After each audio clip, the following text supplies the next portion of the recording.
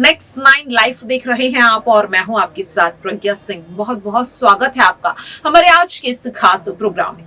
आज के इस प्रोग्राम में हम बात करेंगे देश की दो ऐसी पार्टियों की जो अक्सर ही चुनावी रण में एक दूसरे के विरुद्ध ही नजर आती हैं। जी हाँ, हम बात कर रहे हैं भारतीय जनता पार्टी और समाजवादी पार्टी की।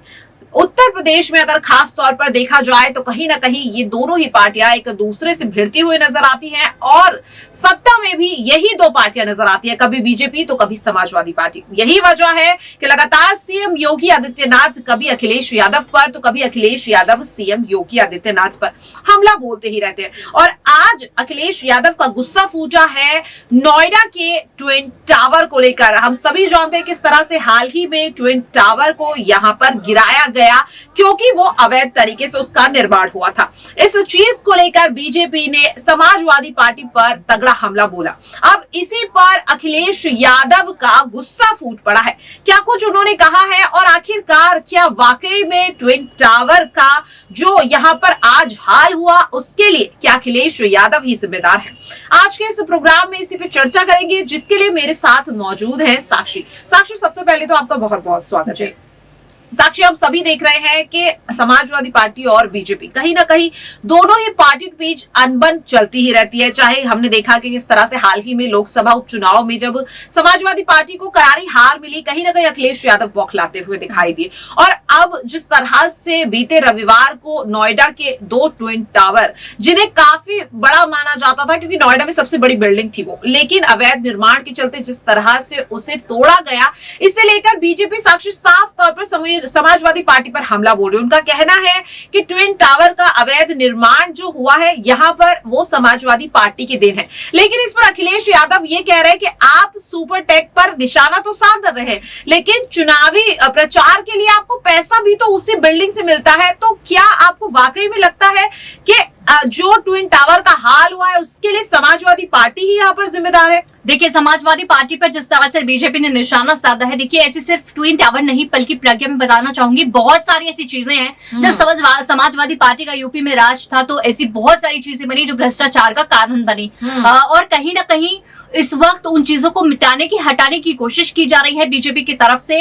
और उसको रोकना, यहाँ पर कहीं ना कहीं समाजवादी पार्टी का एक गुस्सा फूटा हुआ दिखाई दिया, क्योंकि उनको एक यहाँ पर पलटवार मिला है, एक अलग से चपेट मिला है इस चीज का कि हमने जो चीज बनाई उस पर बीजेपी ने उसको भ्रष्टाचार का नाम देकर उसको गिरा दिया सभी के सामने। क्योंकि आपको पता है ट्विन टावर कितना ट्रेंडिंग बन गया था इस वक्त के बीजेपी तो लगातार यही कह रही है कि इसका समाजवादी पार्टी से कोई लेना देना नहीं है। साफ तौर पर ट्विन टावर को सिर्फ इसीलिए तोड़ा गया क्योंकि वो अवैध निर्माण था कहीं ना कहीं। लेकिन अखिलेश यादव तो यहाँ पर ये कहते हुए नजर नहीं आ रहे। वो ये कह रहे हैं कि आप एक तरफ तो चंदा भी लेंगे और फिर अब आपको उसी यहाँ पर बिल्डिंग से दिक्कत है। तो क्या साफ तौर पर यहाँ पर साक्षी अखिलेश यादव की बौखलाहट दिख रही है? बौखलाहट दिख रही है जो जिस तरह का कदम बीजेपी उठा रही है, क्योंकि आपने देखा कि बीजेपी भ्रष्टाचार को लेकर ये कदम उठाने लगी है। और आपने देखा कि किस तरह से 1-2 साल से ये चीजें काफी ज्यादा तेजी हो गई हैं इन चीजों को लेकर। तो देखिए, अगर हम आम जनता से पूछे, उनको इस चीज में कोई दिक्कत नहीं दिखाई दी, तो यहाँ पर समाजवादी पार्टी से अखिलेश क्यों बौखलाए हुए दिखाई दिए?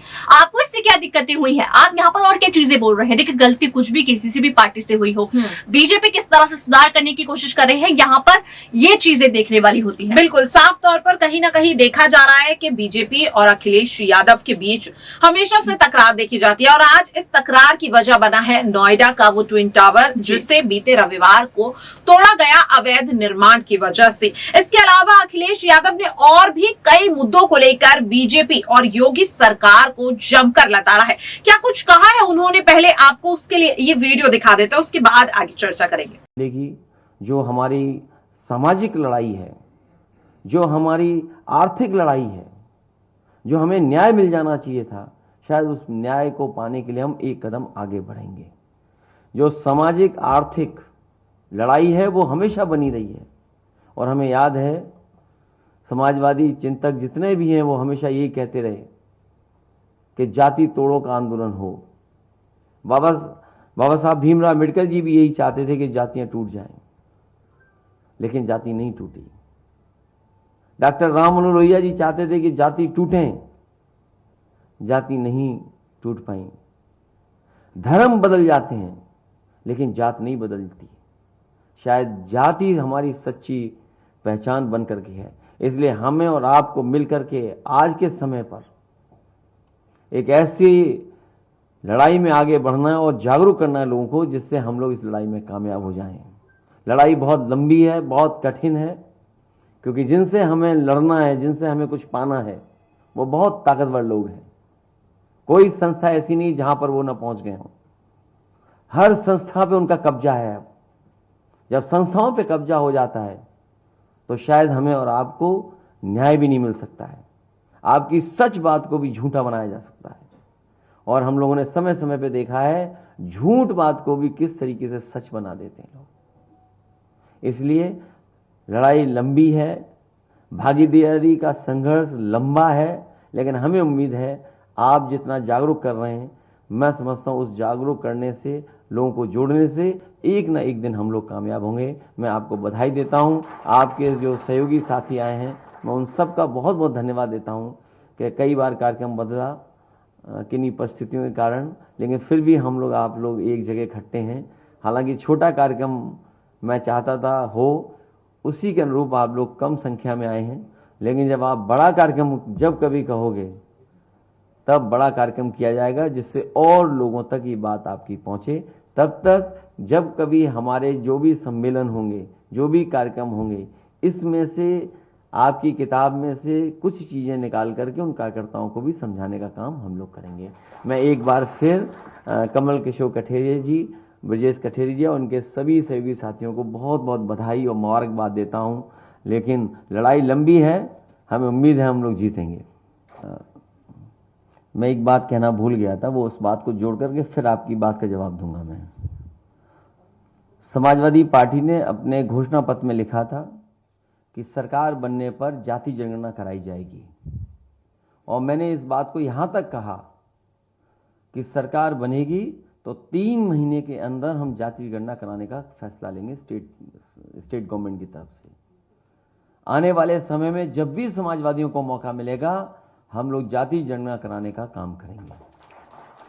हमारे पत्रकार साथी ने जो सवाल पूछा है, सबसे पहले तो ये बात आप मान लो कि भारतीय जनता पार्टी से झूठी पार्टी कोई नहीं है।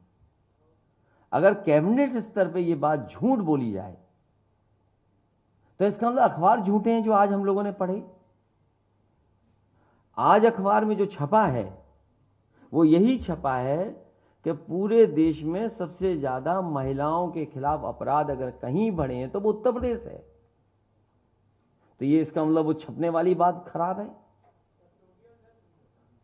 और न केवल ये, बल्कि और जितनी भी घटनाएं हो रही हैं, उत्तर प्रदेश सबसे आगे दिखाई दे रहा है।